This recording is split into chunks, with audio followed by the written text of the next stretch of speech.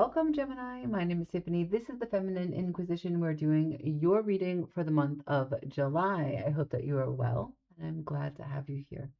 So, in case you don't remember, or if this is your first time, I'm a Gemini moon, and most everything is opposing my moon in Sagittarius.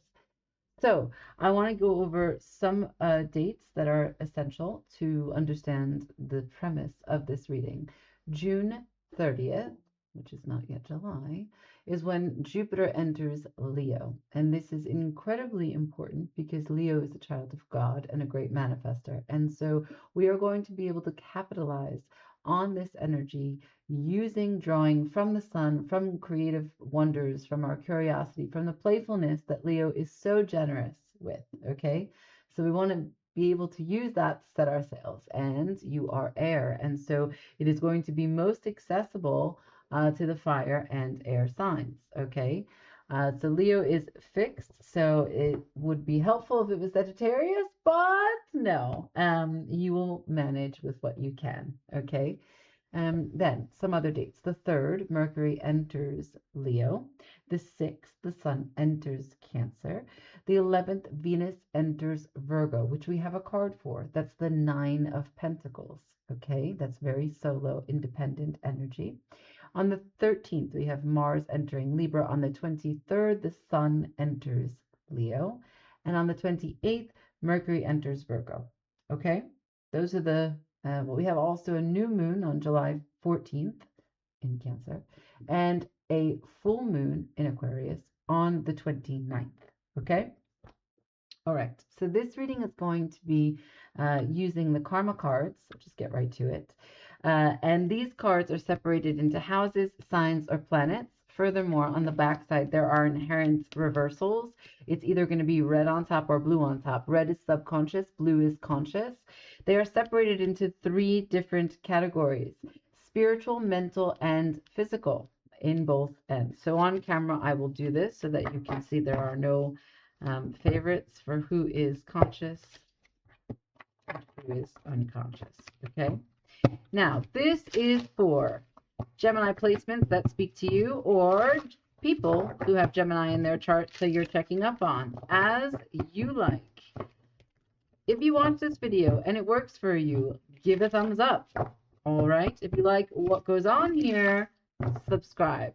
Let's get into it. Gemini for July.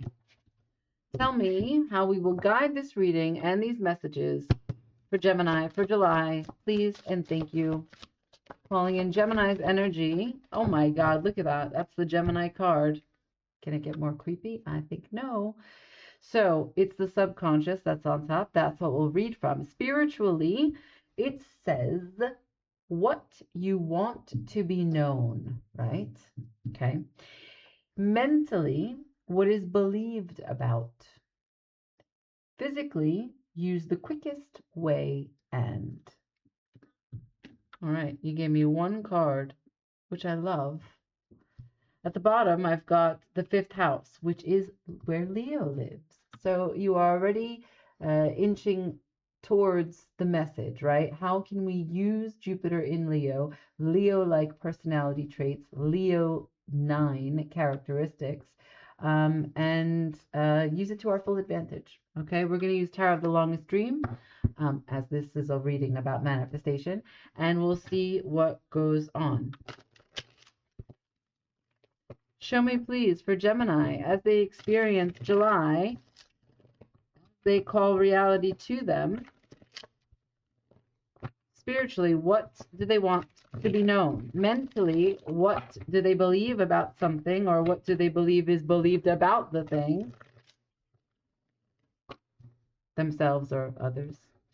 And physically, what is the quickest way that they are seeking, searching, or creating?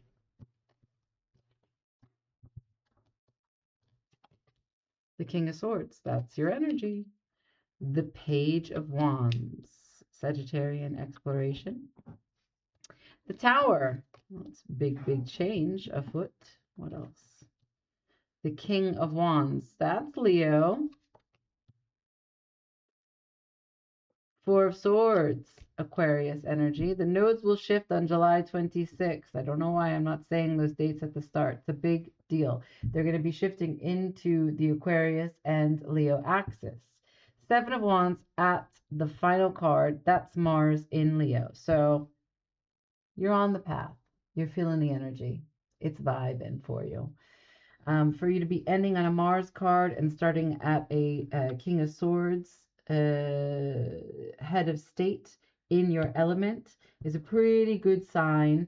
Another head of state is here, fire. So your decisions are fueling your discovery, your exploration of making change and ripping apart that which you don't really want to hold on to anymore. King of Wands holding the Ace of Wands. Look at all the fire behind him, right? Like whatever it was that you burned, you have turned your back to it. It is not a burden. It is not a burden at all. You were the one who created whatever it was of a strike, created whatever mission it was. You gave the order to strike down and set fire to things that were not going to work for you. Why? Because peace of mind is present.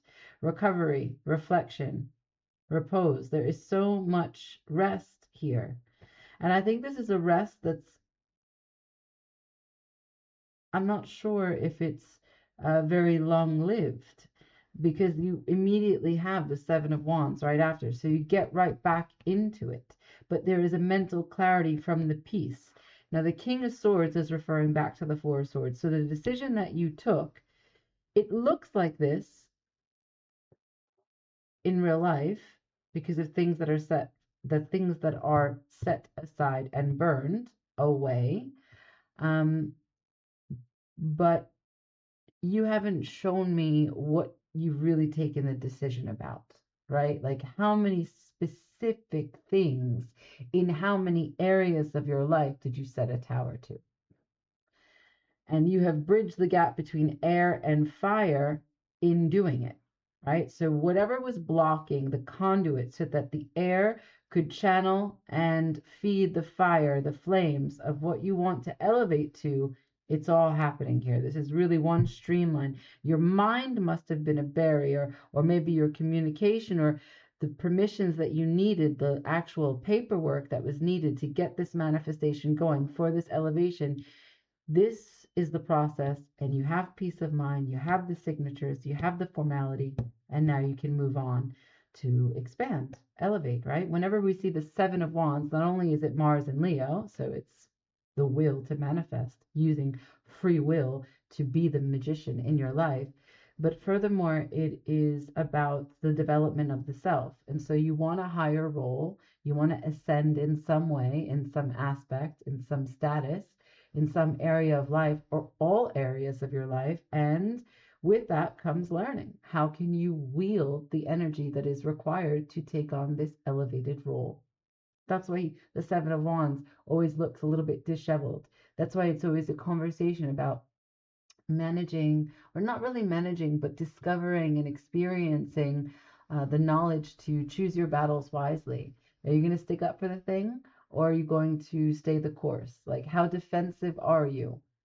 Are you argumentative? Do you know what to stand for? Do you know what you stand for? Right. The Knight of Cups is at the bottom of the deck. This is not your element, but it is kind of a dreamer. And what's interesting is that whatever it was that you were trying to burn aside in the tower, the new dream is right there.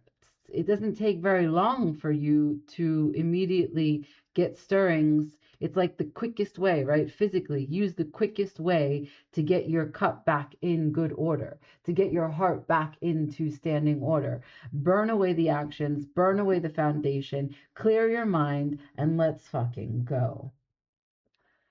So all of this is a story about spiritually what you want to be known, and mentally what is believed about. So I'm going to go to this tower because you worlded something for sure. The world showed up 2 times. And the tower is obviously old belief systems and or old reputations about you that you wanted to burn aside. And so you wanted to be known for who you really are. Maybe someone said that you weren't taking action, you were too up in your head, that you weren't open to exploring. I don't know. I don't know. Is this Seven of Wands, now I'm just asking on my own to be nosy, is this Seven of Wands you proving something to yourself or proving something to someone else? Show me this tower, please. Did you see it? Eight of Wands. On its side. Is the truth crystal clear to you? I don't know. Show me this. Oh, this is not the deck that we're using. Oh my God.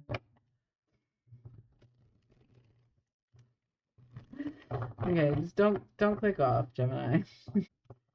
Eight of Wands, right? We know that this is Mercury in Sagittarius, so it's a Mercury card, which is your ruler. And this is the information that's very easily downloaded so that you can make progress, but it's fast. Show me, please, what is this tower?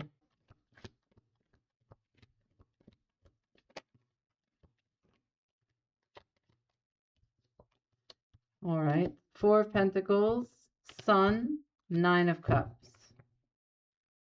That certainly looks like a breakthrough if I've ever seen one.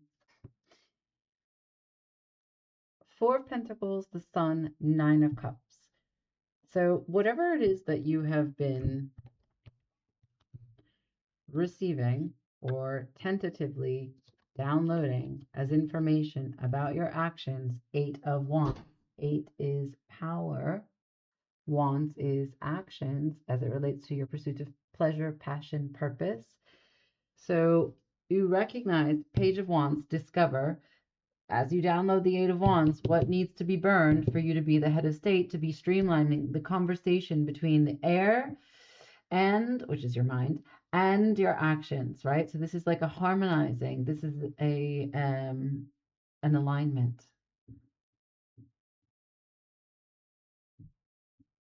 Embodiment, really, of perhaps a reckoning that you have mentally kept yourself from taking action on things in your old foundation. Perhaps you were quite passive, and there is now a really quick recovery in recognizing that if you want something, King of Wands, if you feel inspired and curious about something, Page of Wands, and there's a whole tower of formality and mental gymnastics about if the thing is worthy value that keeps you in this paralysis, you've got to take away this psychological structure.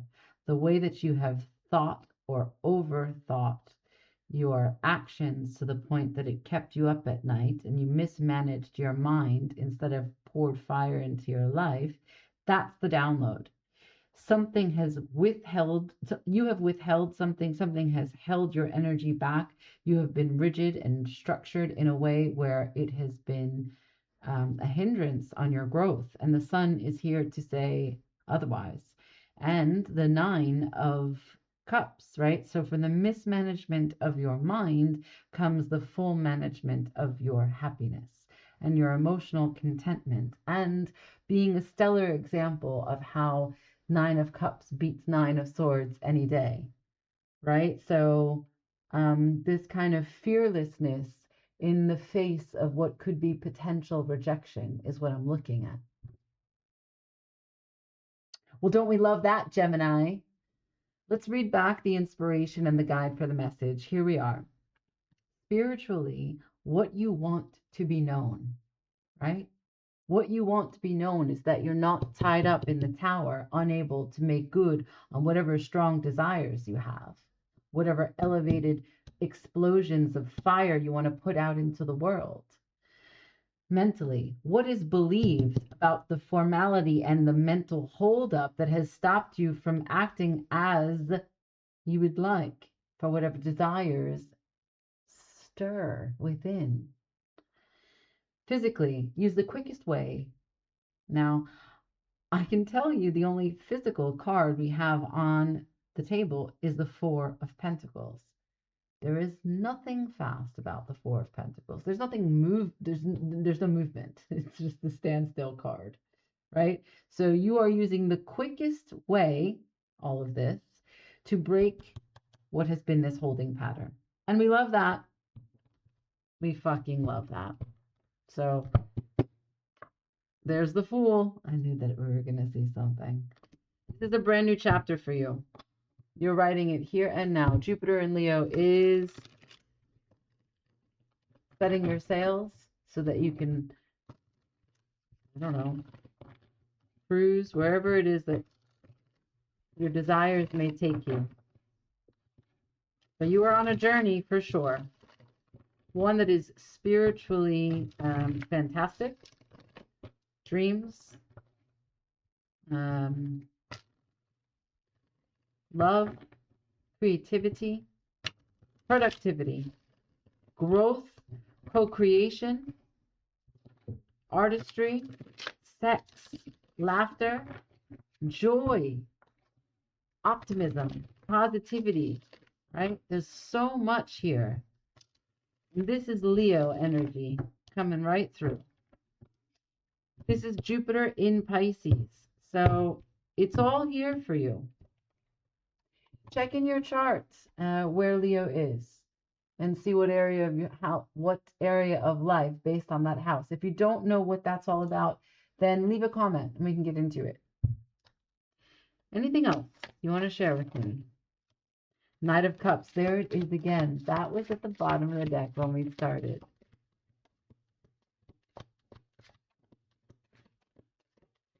So whatever house that was holding you up, oh my God. Wow. You have a brand new beginning with whatever the new dream is. Okay, here's the Six of Wands, which is Jupiter in Leo. You just can't make it up. You just can't make it up, Gemini. I love this for you.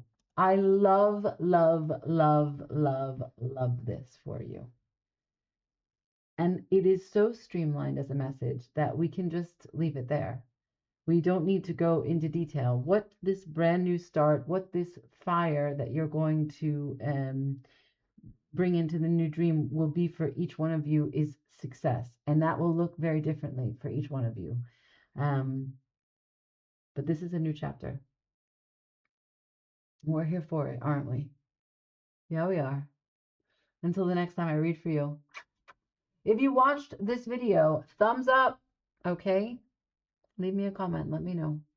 Ciao.